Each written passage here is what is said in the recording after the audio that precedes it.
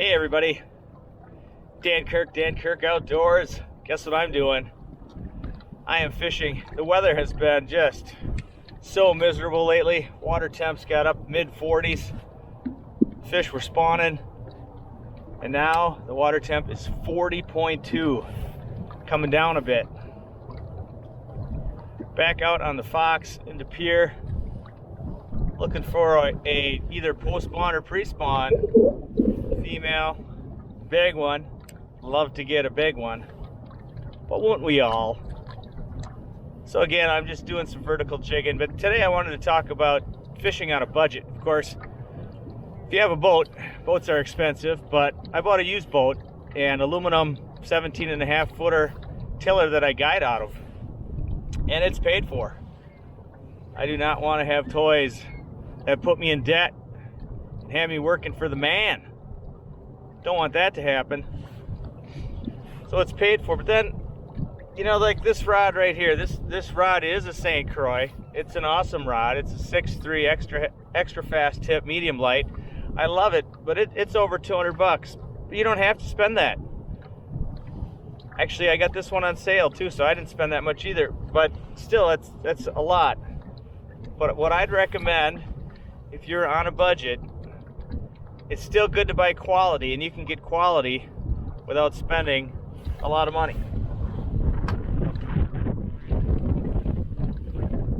Like this rod right here. This is a Fenwick HMG, 6 foot, medium light, has a fast tip on it. It's very sensitive. It's really quite awesome actually, and it's 80 bucks. Really good. I'd recommend it. As far as reels go, I like to use Pflueger reels. Now the one I have on here is a Supreme, and those are expensive. And you know what? I've used all different levels of Pflueger reels, and the one that seems to perform the best is the President for the money. They had been 60 bucks for years, and they just raised to $70. So if you can come up with 70 bucks, you can have a really good reel that should last you a long time.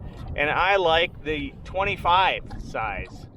What do they call it? Yeah, just 25 size, smaller, nice and light. I'm always going for light. I like light stuff. But you can get the 30. That'd be fine. But just get out there. Get some good stuff though, or else you go through the cycle of you buy cheap stuff and then you use somebody's rod that's a little better. And you go, oh, that's really nice. You get that, and then somebody else has a better one, you use that, and it just keeps going up. So if you can buy something quality right away, you'll save yourself a lot of time and a lot of headache. But you don't have to go top of the line to get something good. Just middle of the road, a medium light with a fast tip is a good choice. Anywhere 6 feet to 7 feet in there is good for vertical jigging, or even casting some jigs.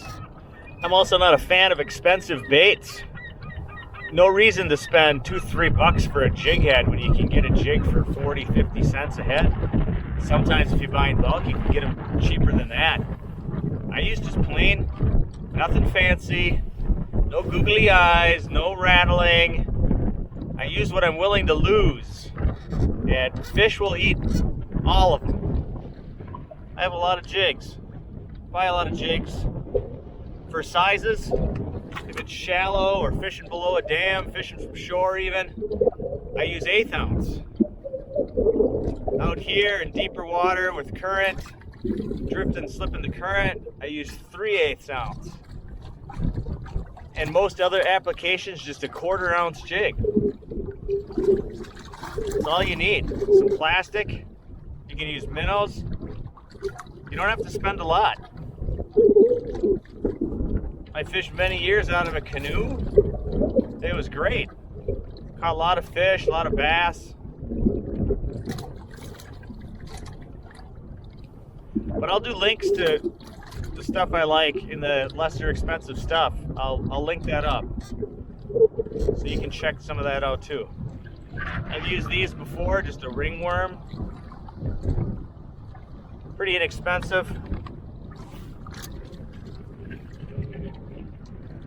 And effective at times. And I thought the wind was gonna start to die off a little bit today.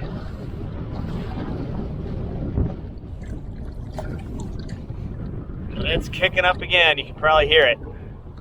And a typical walleye jigging rule for jig colors is bright colors, bright days, dark colors, dark days. And there's a fish right there on the, oh, he's off.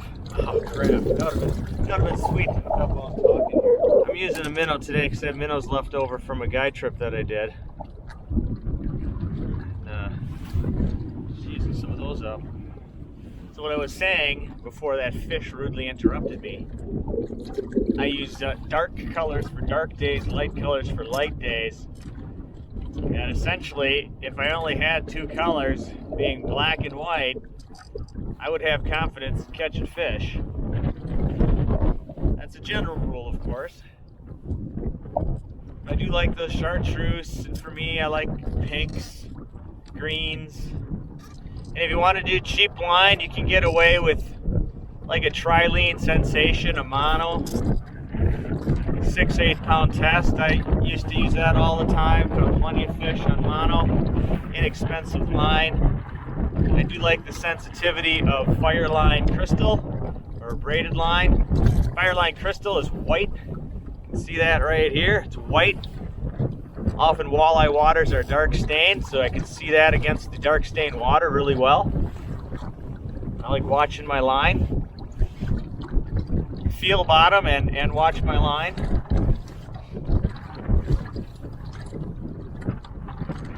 The Fireline Crystal is a go-to for me, and if I'm casting jigs a lot, then I use the Berkley Nano Fill. Very slippery line, casts really far, and very sensitive. And because the water temp got nice and cool over the last few days with snow and rain and just, it's been miserable. I kind of figured it'd be slow fishing today, but I just needed to get out and give it a try. I caught an 18-inch walleye earlier and a 20 and 3/4 inch whitefish.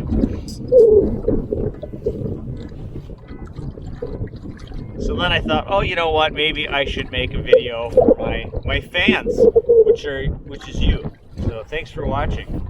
And then what about tackle bags? Tackle bags can be ridiculously expensive. $100, over $100 for a tackle bag? Like, come on, you got to spend that kind of money to hold your tackle? Well, let me say, you do not have to spend that kind of money to hold your tackle. My favorite tackle bag isn't a tackle bag at all.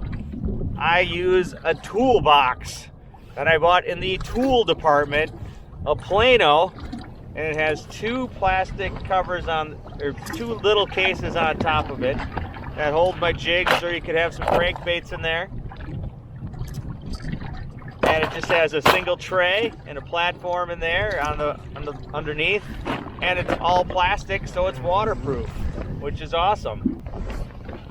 Got my gulp, hand warmer wrapper, different plastics I like, more gulp,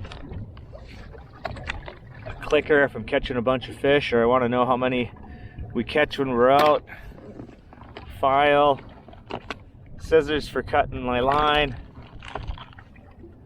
removing hooks, oh yeah, lip balm,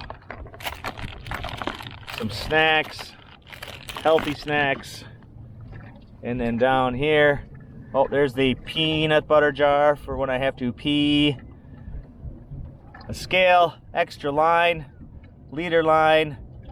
I like to put on fluorocarbon. I got some hair jigs. Now those are expensive, but you don't have to use them if you want to stay cheap. And then for fish handling glove, got a Lindy fish handling glove so I don't get cut so often. That's great. But I think this tackle box cost me $15. Great deal.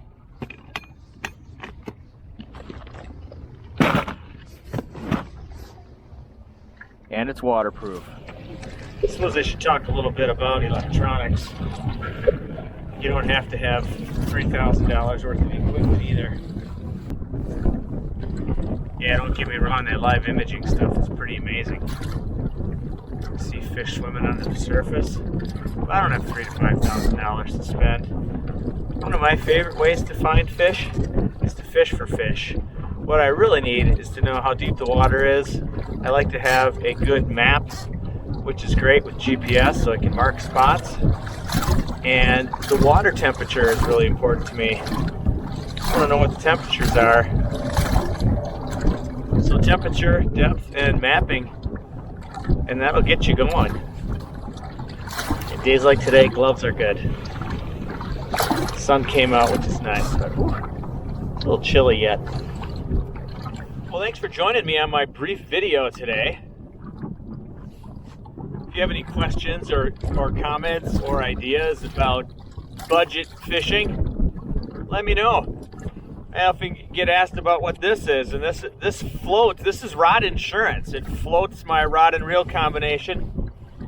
If I or someone I know throws my rod and reel into the drink, it'll float. I can just pick it up.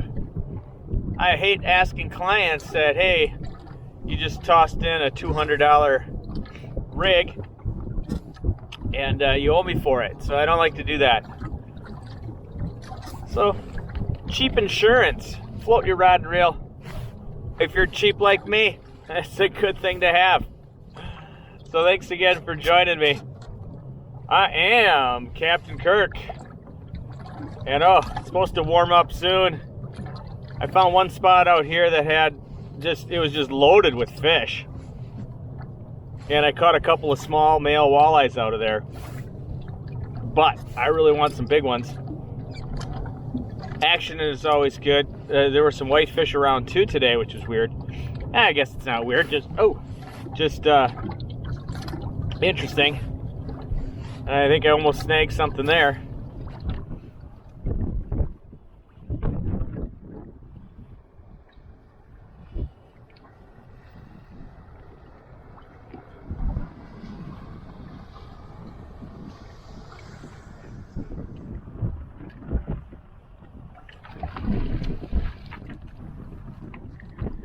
Yay, whitefish. Hooked on the